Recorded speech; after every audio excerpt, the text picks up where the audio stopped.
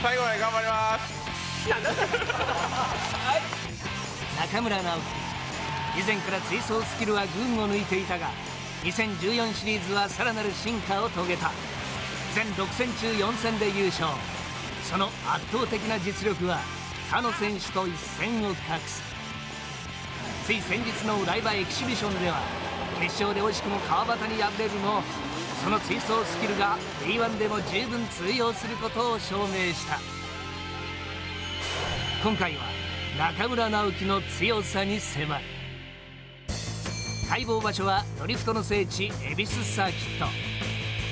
解剖担当は B1 界随一の追走テクニックを誇る末永直人。そのマシン製作理論とテクニック論は他の選手からも一目置かれ、今回は直樹のマシンメイク論とドリフトテクニックを暴いてもらおう。チャンピオン中村直樹の、マシンチェックということで、もちろんですね運転も上手なんですが、車に秘密が何かあるんじゃないかということで、この直樹選手のマシンをちょっとチェックしていきたいなと思います。まずは外装チェック。オリジン製のフルエアロに身を包んでいるが、特段変わったところはないように見える。この車13シルビアですけど、はい、車重車の重さはどれぐらいですか？純正ぐらいじゃないですかね。純正ってことはアンダーコートめくってあるぐらいなんで。じゃあ1250とか1300キロ1300ぐらい。エアロに身を包むものの空力性能どうこうというよりか、かっこ重視。ドアやフェンダーには激闘の証が深々と刻まれている。続いてはマシンの心臓部、エンジン。エンジン本体は2リッターのままで、カムとガスケットのみ交換。ターボは GCG ベースの DMAX 製で、ブースト 1.2 キロで400馬力仕様。ドリフトで一番大事なパワーバンド、だいたい何回転ぐらいからこうドリフトできるというか、使える回転数っていうのはどれぐらいかな？一応エキゾーストも一番ちっちゃいのにしてるんで、4000ぐらいから。4000回転ぐらいから使えると結構走りやすい。それが4500とか5000回転から使えるってなってくると、例えば追走なんかでちょっと辛かったり、ファイナルでギア比を結構シビアに調整しないとコースによっては辛くなっちゃうんで、多分4000ぐらいから使えるこの仕様が好きなんでしょうと思います。運動性能はここで左右される。ボディ補強。ストラットタワーとこの横っすか、横のフレーム、横のフレーム継ぎ目があるんですけど、そこ2列やったらすごいフロントがよく動く、あとリアはストラット周りですかね。あとここのフェンダー周り、フェンダーのとこですかね。基本的にはサスペンションが4本フロントリアついてるんで、そのサスペンションのバネから来る、要はボディに入力される部分を多分補強すると効果があるんじゃないですかね。そうなんです。ここまで、外装、そしてエンジンと、見てきたんですけども、取り立てて特別なんかすごいというポイントはないような感じがするんですけども、これ実は秘密はもしかしてドリフトで一番大事な足回りですか？そうですね。なるほど、足回りに秘密があるらしいので見ていきたいと思います。足回り編、まずはフロントセクションからいってみよう。自ら製作する直樹ナックル装着、そのメリットとは？ちょっとハンドル切ってみていいですか？はい。じゃあまずこっちに。はい。すごいですね。これ分かります？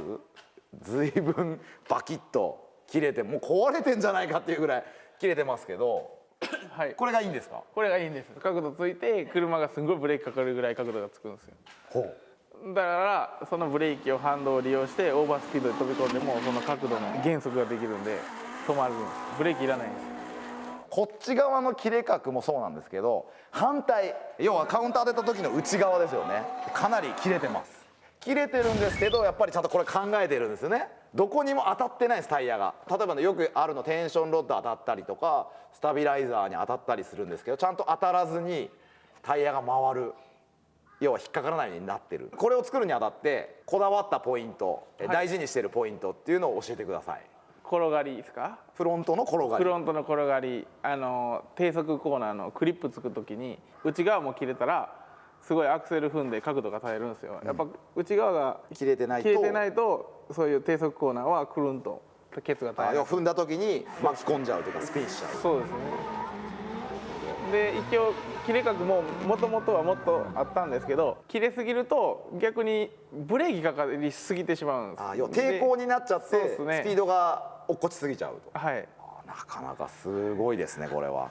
ちなみにこの車はストッパーはコースによってストッパーっていうか変えてるんですけど、はい、こっちは名阪とかいや右コーナーの右コーナーなんで、侵入してからずっとリア荷重でいて入れるんで、結構カツカツまで攻めてあるんですよ。ストッパーが薄いということ。薄いですね。こっちは左が。はい。で右はこれは恵比寿対策で結構ちょっと分厚めにしてあるんですけど、恵比寿の審査席前でなんかどこのコースよりも一番右の前に荷重が乗るじゃないですか。要は逆関節が出やすい状態。そう恵比寿は逆関節が出やすいんで、出ないようにストッパーを増やしました。すごいですね。 S14 純正に交換されたドアアーム、その理由は？これ変えた理由は何ですか？14の方が強いとかそんなのあるんですか？いや全然外にオフセットしたかったのと、あとキャンバーの角度も稼げるんで、フロントのキャンバーをつけたいと。あと13用のナックルと14用のナックルがあるんですけど、14用のナックルの方がちょっとマイルドなんですよ、自分のナックルは。そういうのもあって14のロア。これ以上延長ロアームしたらスペーサー入れなくてもいいんですけど、追走とかで駆け引き区間があるじゃないですか。小回りが効かないんですよ、外に出すと。ロアームを延長してタイヤを出すと小回りが効かなくなるから、で離されることもあるんで、これぐらいの延長がやっぱりちょうどいいかなと。足回り編は続いてリアセクションへ。トラクションロッドを直樹はどう使う？縮めるとどうなんですか？調子いいんですか？ちょっと車はピーキーになるんですけど、すごいトラクションのかかりが良くなって、昔は切れ角がなかったんで縮めるとすっぽ抜けることが出る。角度つけた時。そうですね。でも今はもう切れ角の時代なんで縮めても大丈夫です。切れ角の時代知らないですけど。切れ角の時代だそうです。リアロアアームは純正品。その訳は？ここの付け根をピロにすると、雨の日がちょっと乗りづらくなるから、ノーマルのゴムブッシュ。はい。なるほど。それを試したことがあるってことですね。あります。はい。岡山国際で初めてつけたんですよ、昔。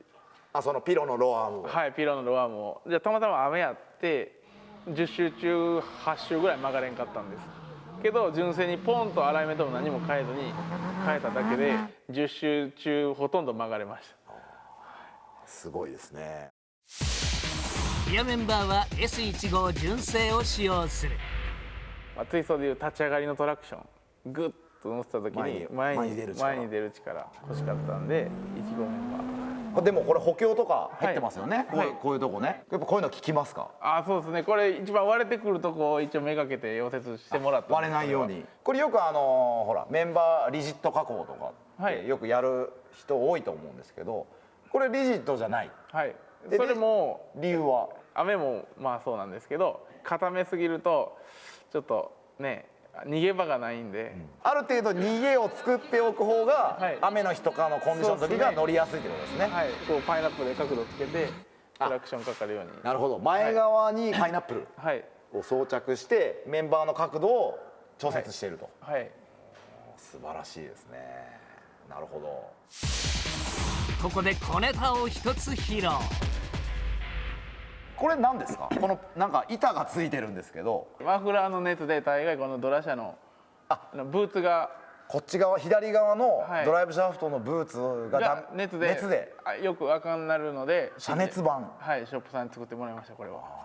なるほど。ちなみに効果はすごいありますか？もうこれしてから一切なくなりました。ドライブシャフトトラブルが。はい、なくなりました。なるほど。これはちょっと僕も参考にしたいなと思います。ここからはセッティングのお話。車高のバランスっていうのはどういうふうに？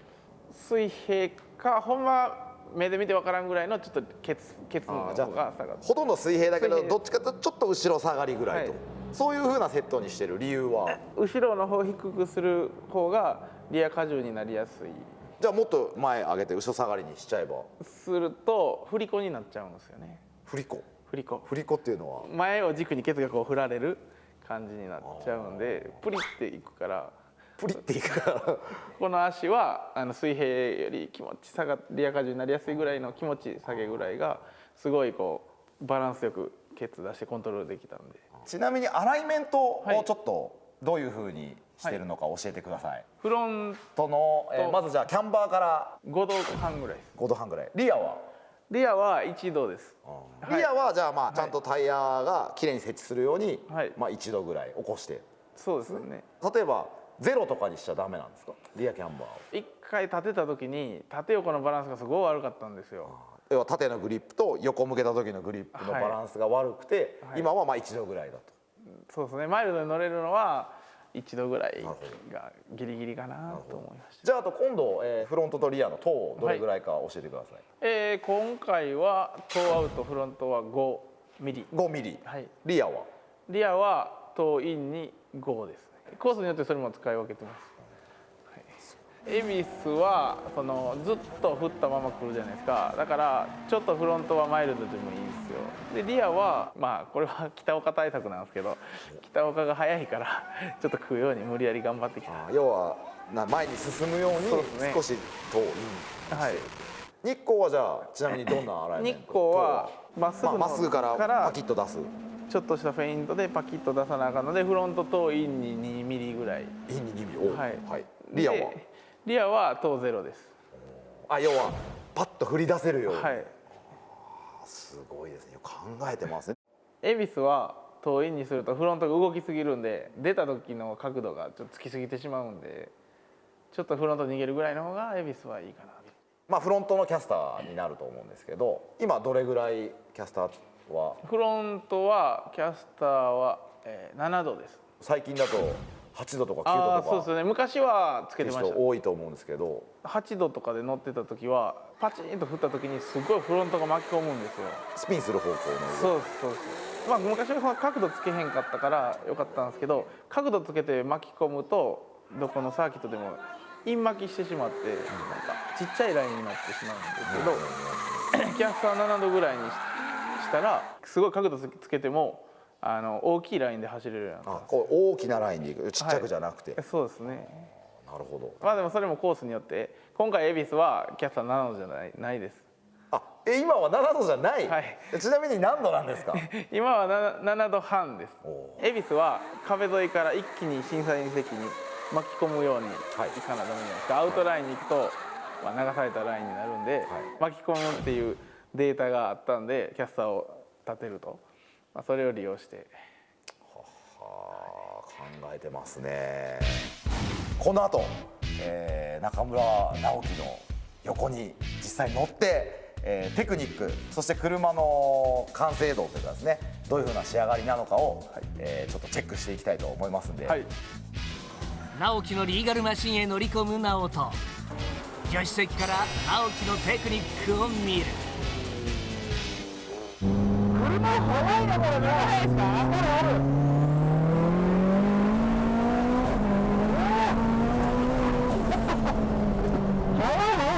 やっぱね、ログミッションだからスタートアップが超速いね。そうですね。ガンガンガンって行きます。お願いします。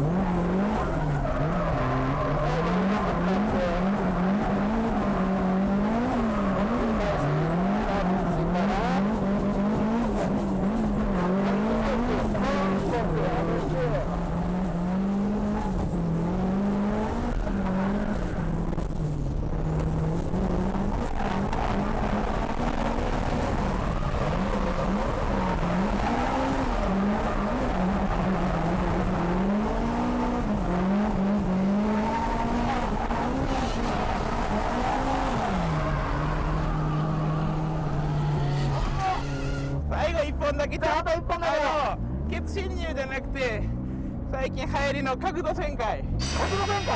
お、やります。最近流行りの角度旋回、ちょっと見てみたいと思います。失敗するかもしれませんが、2足、3足、はい、4足入りました。最終6足。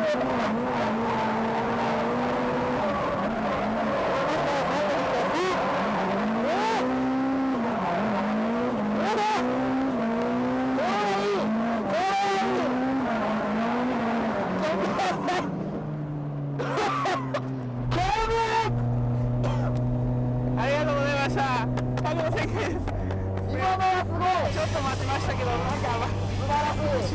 さすが。ありがとうございます。エンジンとかですね、非常にパワーバンドが、広くて、4000から8000ぐらいまできっちり4000回転使えるで、その中でそれを、回転をちゃんとキープするクラッチワーク、もちろんそこは、一生懸命やってるのは横から確認できたんですけど、それプラスあとやっぱりサスペンションですね。これはちょっとびっくりしました。角度を目いっぱいつけてスピンするんじゃないのっていうぐらいの角度になってもちゃんと曲がっていける、すごく研究された足回りだなっていう印象があります。ということで、今日はですね2014年ストリートリーガルチャンピオンの中村直樹選手をですね車も含めて大解剖ということでいろいろ見させてもらったんですけれども、正直ですね僕の感想はですね、面倒くさいやつが戻ってきたなっていう感じですね。本当に僕らの用語で言うと面倒くさいですこの男。僕も非常に今日いい刺激になったんで、僕自身ももっともっと車研究していきたいなと思います。